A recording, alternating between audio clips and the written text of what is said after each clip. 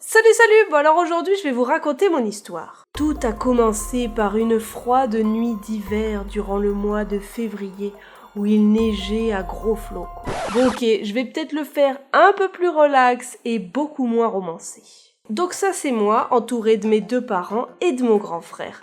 Je suis née le 17 février 1987 en France, à Grenoble, plus précisément à Échirolles, mais j'ai grandi à Hébin. Et le jour où je suis née, il neigeait, c'est peut-être pour ça que j'aime autant l'hiver. Enfant, j'étais un vrai garçon manqué, j'ai eu entre les cheveux courts et la coupe au carré, et puis fallait pas du tout me parler de porter une robe ou le moindre vêtement avec une teinte de rose. Jamais, et dès que je pouvais, je prenais les habits de mon grand frère. Ça, c'est encore ma mère qui essaye de me faire porter une robe. Mais non, quand je disais non, c'était non. Avant ma naissance, mes parents avaient construit une maison de campagne dans le Vercors à 1000 mètres d'altitude et on y allait chaque week-end. J'avais l'impression d'être un peu comme Heidi, sauf que moi je portais pas de robe. Ou sinon, je pouvais aussi me dire que j'étais un peu comme Belle et Sébastien, sauf que j'avais pas de chien. Peut-on prendre une petite pause de 30 secondes pour admirer la qualité de ce dessin ? C'est fou comme c'est moche. Je m'excuse d'avance pour le niveau CM2 de mes dessins. Je passais mon temps à faire du vélo, construire des cabanes dans les arbres et fabriquer des lance-pierres avec des branches et de vieilles chambres à air de vélo. Et quand la neige arrivait, je passais mon temps à faire de la luge. Paru qu'une année, il y a tellement une neige que mon frère pouvait partir du toit. Et là-bas, quand je faisais pas de la luge, je faisais du ski. Avec mon frère, on traversait les champs pour aller dans une toute petite station de ski qui était juste à côté de chez nous.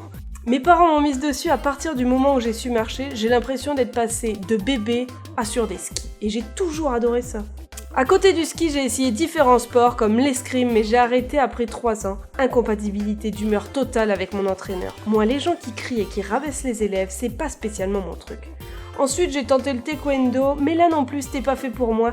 J'avais beaucoup trop peur de me faire mal. Après, ça a été au tour du trampoline, mais là, j'avais peur de faire des saltos qui devenaient rapidement ennuyeux.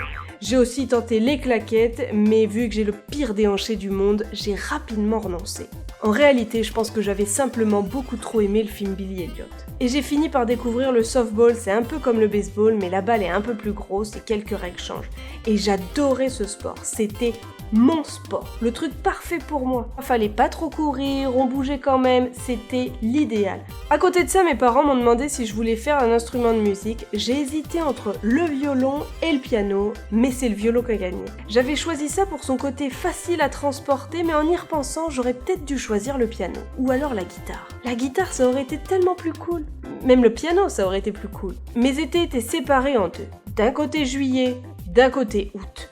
En juillet, je partais en colonie de vacances et en août, je partais en famille, en général au bord de la mer. Et chaque été, c'était pareil. Je partais en colonie de vacances avec mon plus vieil ami Rémi et chaque année, on tirait la gueule parce qu'on n'avait pas envie d'y aller. Mais à chaque retour, on tirait aussi la gueule parce qu'on n'avait pas du tout envie de laisser nos nouveaux amis. On passe un peu pour des gamins insatisfaits dit comme ça, mais en vrai, on était sympas. J'ai toujours été très timide et j'avais pas énormément d'amis, mais j'avais des amis de qualité. Et jusqu'au collège, mes meilleurs amis étaient tous des gars. J'étais la seule fille de notre groupe. Mais avec le temps, les choses se sont quand même équilibrées et j'ai rencontré mes meilleurs amis. Amis avec un E. C'est d'ailleurs quand j'étais au collège, je devais avoir environ 13-14 ans que mes parents nous ont annoncé qu'ils divorçaient. C'est la vie. L'école, ça a jamais été mon truc favori. Je suis dyslexique, je mélangeais les sons. D'ailleurs, un mercredi, parce que oui, je me souviens que c'était un mercredi, je devais prendre des notes pendant un cours et pendant quelques minutes, j'étais incapable de me souvenir comment on écrivait G. Je l'avais écrit G, la lettre G, avec E avec un accent. Je savais qu'il y avait quelque chose qui allait pas, mais j'arrivais pas à trouver quoi jusqu'à ce que la connexion dans mon cerveau se replace. Et ça, c'était au quotidien et ça me complexait énormément. En plus, je m'ennuyais en cours, je trouvais les cours théoriques vraiment durs et chiants en plus, mais j'adorais le côté pratique. C'est pour ça qu'arrivé au lycée, j'ai décidé de faire un bac technique STL, sciences et technologies de laboratoire.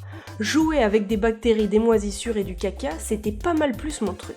En plus, à ce moment-là, mon rêve, c'était de travailler dans la police scientifique, mais plus précisément dans les empreintes digitales. Là aussi, j'avais un peu trop regardé les experts. Alors que plus petite, je voulais devenir psychologue pour enfants afin de les aider. Mes parents ont chacun refait leur vie de leur côté avec quelqu'un de parfait pour eux, et quand j'étais au lycée, en première, mon père et ma belle-mère, qui à l'époque vivaient à Bordeaux, m'ont dit que j'allais avoir une petite sœur. J'avais toujours rêvé d'avoir un petit frère ou une petite sœur, donc j'étais comme une dingue. Et vu que j'avais pas envie d'être à des centaines de kilomètres d'elle et juste la voir quelques fois, et qu'en plus j'avais envie de changer d'air, j'ai décidé de venir vivre avec eux à Bordeaux et j'ai fini mon lycée là-bas. C'est d'ailleurs là que j'ai découvert que j'avais besoin de lunettes et maintenant je me verrai pas du tout sans. Je déteste ma tête sans. La même année j'ai eu mon bac, difficilement et au rattrapage, mais je l'ai eu. J'avais eu mon bac avec des notes vraiment limites, mais par chance j'avais été acceptée dans un BTS agroalimentaire.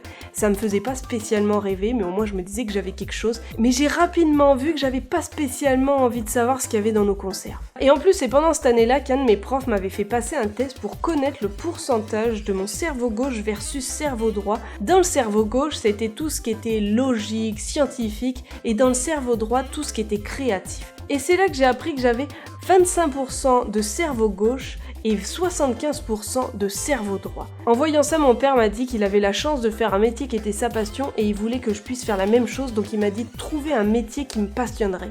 J'ai pas eu à chercher très longtemps, j'adorais le cinéma, la vidéo, les films, etc.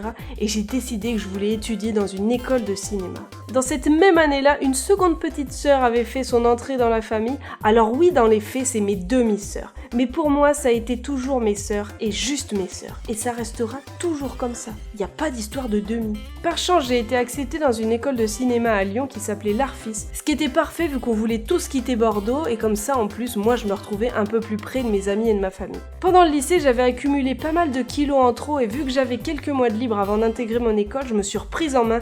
J'ai essayé de faire attention à ce que je mangeais, j'ai fait un régime, j'ai fait du sport, j'ai fait du vélo, j'ai couru, etc. Et j'ai réussi à perdre 20 kilos.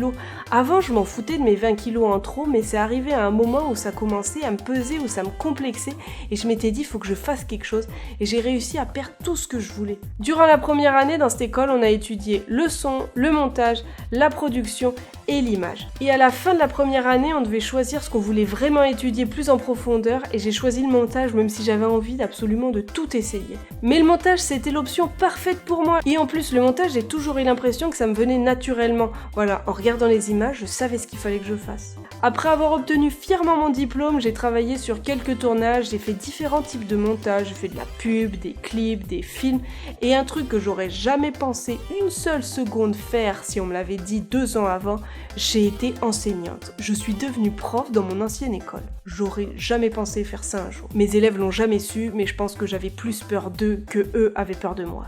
À cette époque, j'étais en couple depuis environ 2 ans et on parlait de venir vivre au Canada, mais avant de se lancer dans toutes les démarches, moi je voulais venir en vacances voir ce que ça donnait. On est donc venu à Montréal 2 semaines en juin 2012 et à peine arrivée, je suis tombée amoureuse de la ville. Je trouvais que tout était tellement beau, les gens étaient sympas, accueillants, il y avait des festivals de partout, je me sentais bien et en rentrant, j'avais qu'une envie, c'était revenir.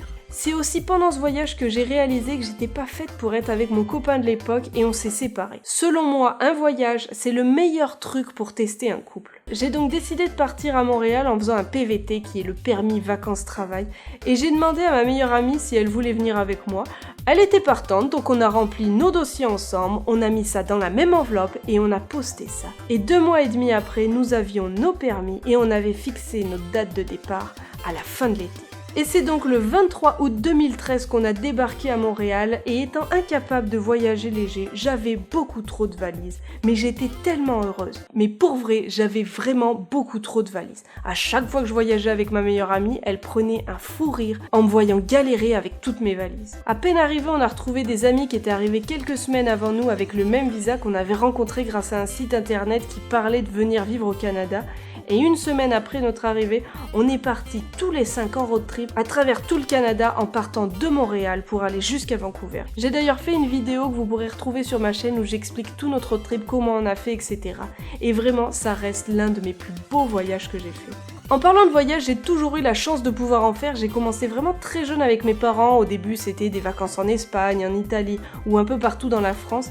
Et la première fois que j'ai pris l'avion, je devais avoir 7 ans. On allait au Sénégal voir mes oncles. Et ma mère m'a dit qu'en prenant l'avion, j'étais tellement heureuse que je lui avais dit que c'était le plus beau jour de ma vie. Bref, à la fin de notre road trip, on s'est installé à Montréal et là c'était la petite vie tranquille. J'étais en coloc, j'avais des amis, des sorties, des voyages. En plus, j'avais trouvé un job de monteuse vidéo, ce qui m'a permis de pouvoir faire un visa jeune pro à la fin de mon PVT, puis ensuite de pouvoir faire une demande de résidence permanente. Manque de chance, en janvier 2016, mes patrons n'avaient plus de contrat et plus d'argent pour me payer, donc ils m'ont mis en arrêt de travail. Sauf que mon visa était lié à leur entreprise, donc je pouvais travailler nulle part ailleurs et j'ai dû attendre 6 mois pour avoir ma résidence permanente et ainsi travailler ailleurs. À ce moment-là, j'avais envie de faire sourire les gens, montrer comment c'était la vie ici, j'avais envie de leur montrer ma vision de la vie et plein d'autres choses. C'est donc comme ça que j'ai commencé à me dire que je pourrais peut-être faire une chaîne YouTube vu que j'avais en même temps plein de temps libre et que je savais pas quoi faire. Et c'est comme ça qu'est venue l'idée de créer ma chaîne YouTube Camcetel que j'ai lancée le 18 juin 2016. Grâce à cette chaîne, j'ai pu faire des choses complètement folles, j'ai pu faire du chien de traîneau, aller en Gaspésie et j'ai rencontré des personnes fantastiques et c'est d'ailleurs pendant un meet-up que j'ai rencontré Ben. C'est super cucu, mais on a très vite su que nous deux c'était fait pour durer, donc il a déménagé à Montréal, on a pris un petit appart bien sympa et il a quand même réussi à me convaincre de prendre avec nous un petit chat. Et c'est comme ça que Gus est entré dans nos vies et faut bien avouer qu'il est bien trop mignon pour pouvoir lui résister, même quand il est pas content et qu'il a décidé d'aller pisser en cachette dans des coins de la maison. Créer cette chaîne est l'une des meilleures décisions de ma vie et en plus de m'avoir apporté de belles choses et des personnes fantastiques, ça m'a aussi beaucoup aidé à combattre ma timidité. Et après 2 ans d'existence, on est aujourd'hui 30 000 et je trouve ça toujours aussi fou. Depuis plus d'1 an, j'essaye de faire chaque mois ou chaque 2 mois des rencontres avec vous tous pour que vous puissiez faire de nouvelles rencontres. Et vous voir à chaque fois plus nombreux fait tellement plaisir. D'ailleurs, on fait une rencontre ce midi, donc je vais devoir vous laisser si je veux pas arriver en retard. Sur ce, merci pour tout, merci d'être vous. Allez, bisous bisous. C'est fou ce que je suis mauvaise en dessin.